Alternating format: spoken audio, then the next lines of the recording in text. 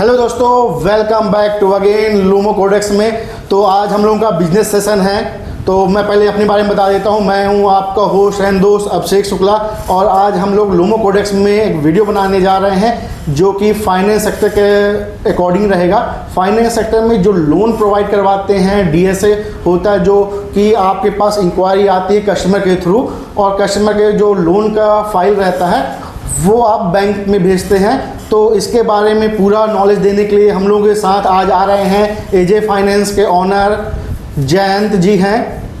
तो अगर आप लोन और बिजनेस डीएसए के बारे मॉडल के बारे में इंटरेस्टेड हैं और इसके बारे में जानकारी चाहिए आपको, तो इस वीडियो में आप बने रहें। इस वीडियो में A to Z इंफॉर्मेशन दी जाएगी लोन, बिजनेस और डीएसए के बारे में।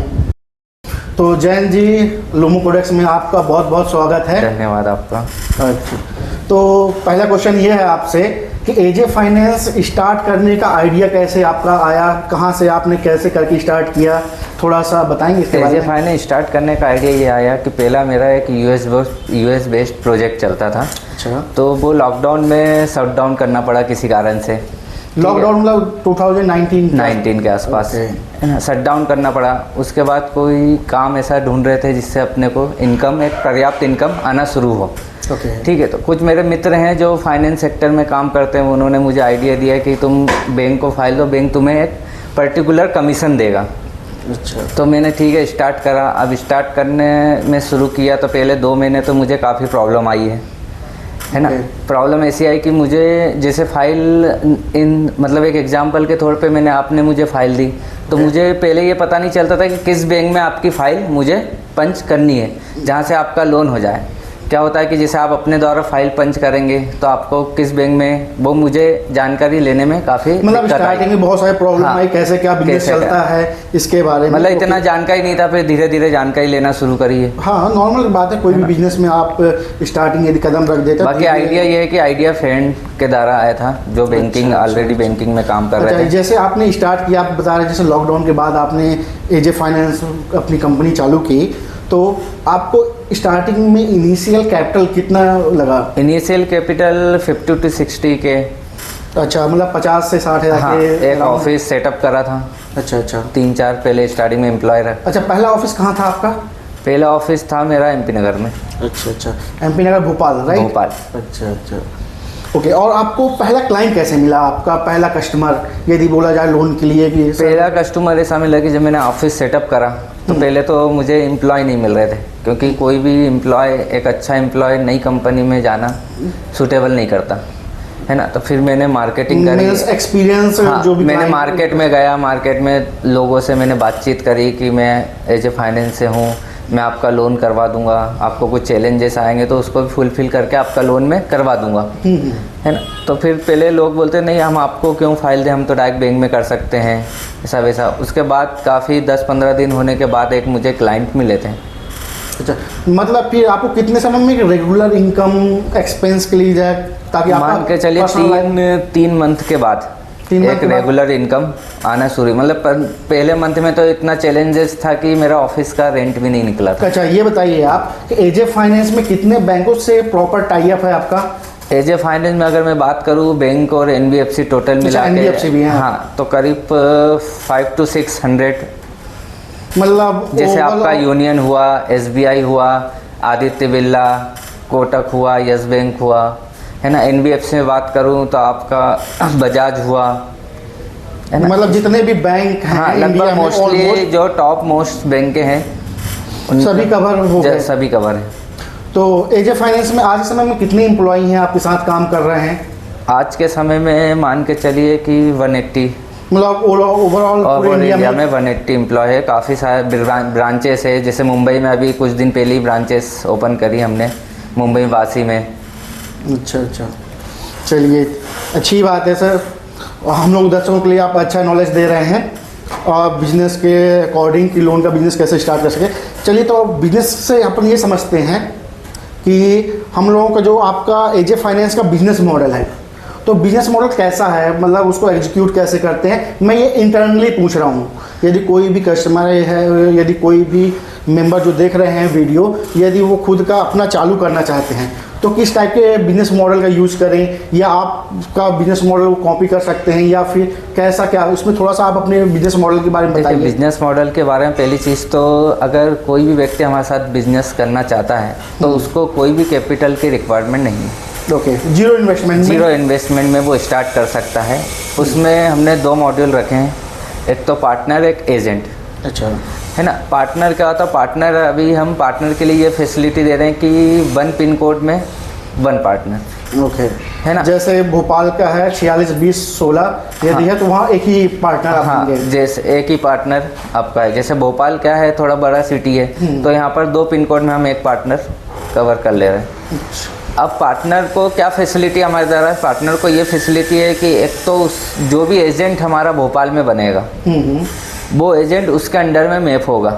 अगर वो पार्टनर के पिन कोड में आ रहा है तो उसके अंडर में वो एजेंट मैप हो जाएगा। मतलब आपका बिजनेस मॉडल ये है कि एडमिन जो भी होगा आप बनाएंगे पार्टनर, और पार्टनर के नीचे एजेंट आप खुद बना के देंगे, या फिर जो पार्टनर है वो बनाएगा? पार्टनर भी बना सकता है, और हमारे द्वारा कोई एजेंट आता है तो वही पार्टनर के अंडर में मैप हो जाएगा। अच्छा, मतलब जो डिस्ट्रिक्ट का है तो आपके पास एजेंट आया उस डिस्ट्रिक्ट का, तो आप ऑटोमेटिक उस पार्टनर के नीचे या उस पार्टनर को आप वो एजेंट दे देते हैं। उसके बस तो कुछ टर्म एंड कंडीशन है कि उसको पार्टनर को थोड़ा बिजनेस करके देना पड़ेगा। ऐसा नहीं कि वो एजेंट के द्वारा ही अपना बिजनेस चलाए, क्योंकि एजेंट अगर मेहनत कर रहा हो, पार्टनर कोई मेहनत नहीं कर रहा, तो फिर तो वो उसमें इशू है।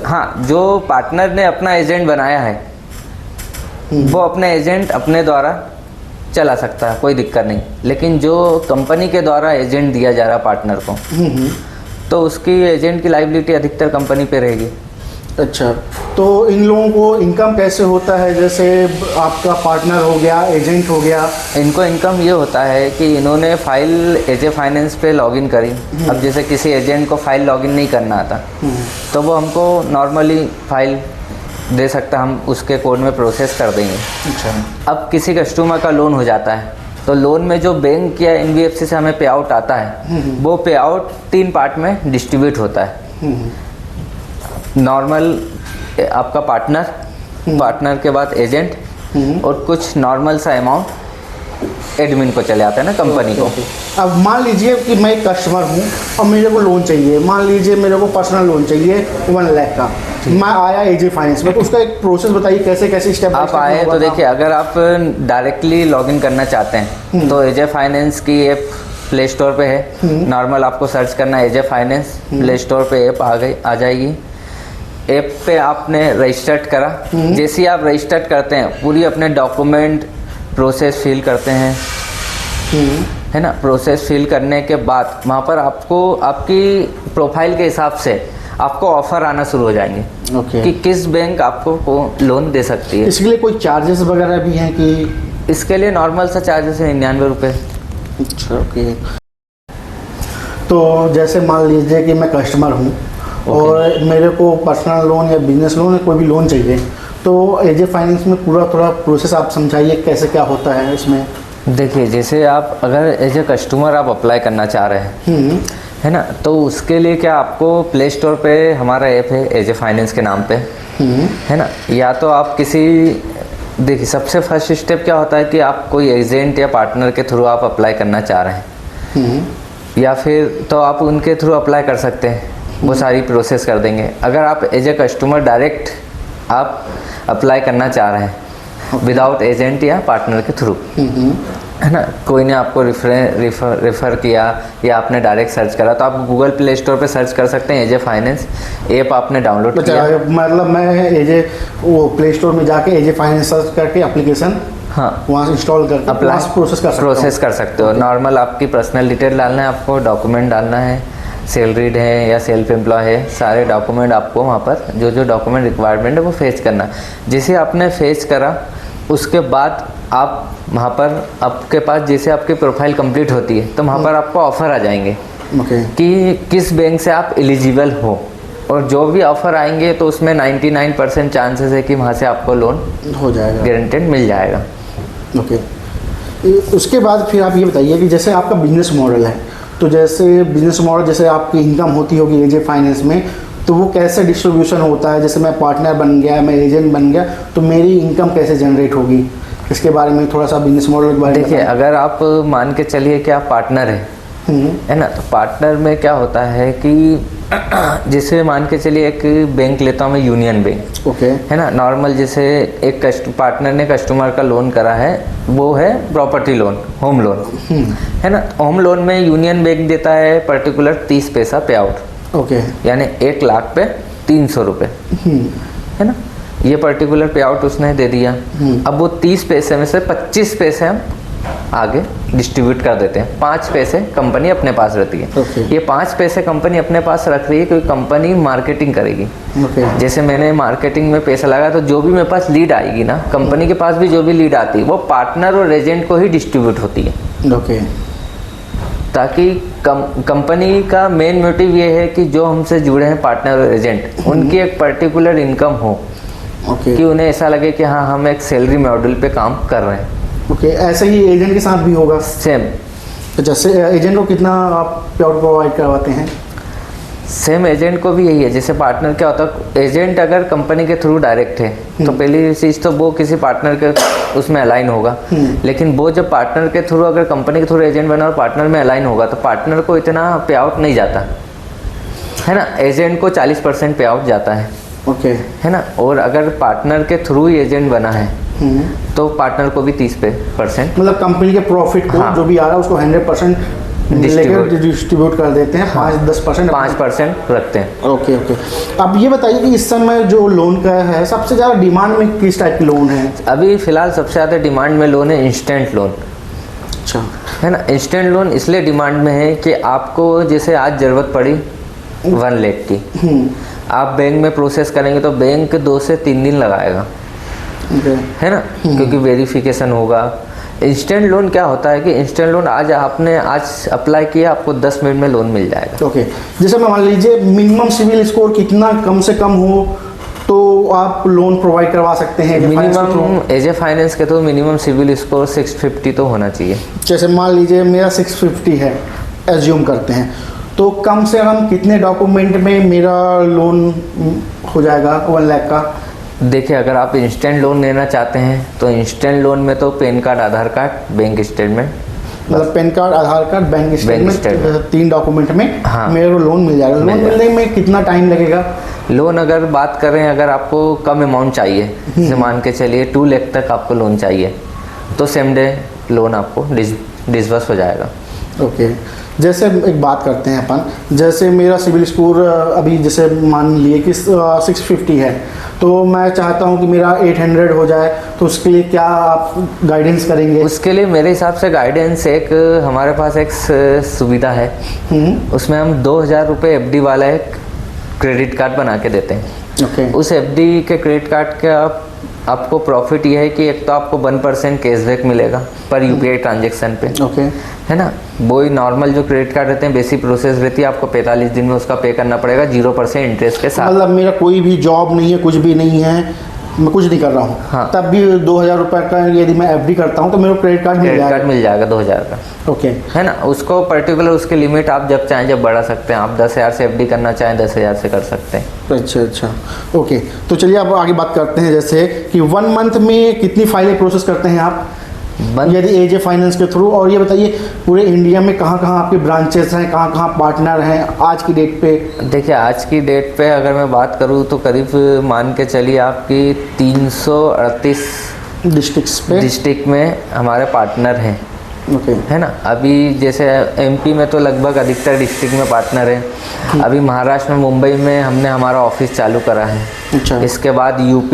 अच्छा, बधाई हो, रिसेंट में आपने नया ब्रांच ओपन किया है। तो मुंबई में कितना एक्सपेंस आया ब्रांच वगैरह ओपन करने में? मुंबई में तो काफ़ी ज़्यादा एक्सपेंस आता है। मुंबई में करीब मान के चलिए 5 लाख। Okay, okay. और मंथली अप्रॉक्सीमेट कितने का आप टर्नओवर करते हैं? मंथली अगर टर्नओवर देखा जाए तो 11 to 12 CR तो मान लीजिए यदि 10 CR भी मिनिमम मानते हैं तो आपका पे आउट 1% या 2% बनता होगा। मार्जिन कितना आपको प्रॉफिट मार्जिन? देखिए प्रॉफिट मार्जिन अगर पर्सनल लोन में बात कर रहे हैं तो 1.5 से 4% तक करीब रहता है। अच्छा, है ना। और अधिकतर पर्सनल लोन ही होता है, मतलब एक average personal loan, business loan, home loan सब मिला के अगर देखा जाए तो मार्जिन मान के चलिए कि 1 से 1.5% रहता है। अच्छा, जो भी क्लाइंट आ रहे हैं आपके पास तो सबसे ज़्यादा किस टाइप के लोन लेते हैं? अगर क्लाइंट की बात करें तो अभी सबसे ज़्यादा जो क्लाइंट आते हैं इंस्टेंट लोन ज़्यादा प्रेफर करते हैं। अभी नया एक लोन आया है पेडे लोन, है ना। पर वो लोन आपको अगर 2-4 दिन के लिए लेना है तो आप ले सकते हो, क्योंकि ज़्यादा दिन के लिए तो बहुत कॉस्टली पड़ता है। उसका इंटरेस्ट पर डे 1% है। अच्छा, आप ये प्राइवेट सेक्टर के, ये तो लगभग सभी प्राइवेट सेक्टर के लोन हो गए, तो आप गवर्नमेंट सेक्टर के भी लोन वगैरह प्रोवाइड करवाते हैं जैसे KCC गवर्नमेंट वगैरह सेक्टर में जैसे अभी एक NLM चल रहा है, उसको बकरा पालन लोन, गोट फार्मिंग, अच्छा, उसका करवाते हैं। MSME करवाते हैं, मुद्रा लोन करवाते हैं, और उसके बाद आपका ये पशुपालन हो गया, डेयरी फार्मिंग का लोन हो गया है। ओके। तो आप ये बताइए कि यदि कोई यूथ बिजनेस चालू करना चाहे, लोन बिजनेस या फिर ये DSA मॉडल पे काम करने के लिए, तो उनके लिए आपका क्या अप्रोचमेंट है, आप क्या उनको एडवाइस देना चाहेंगे?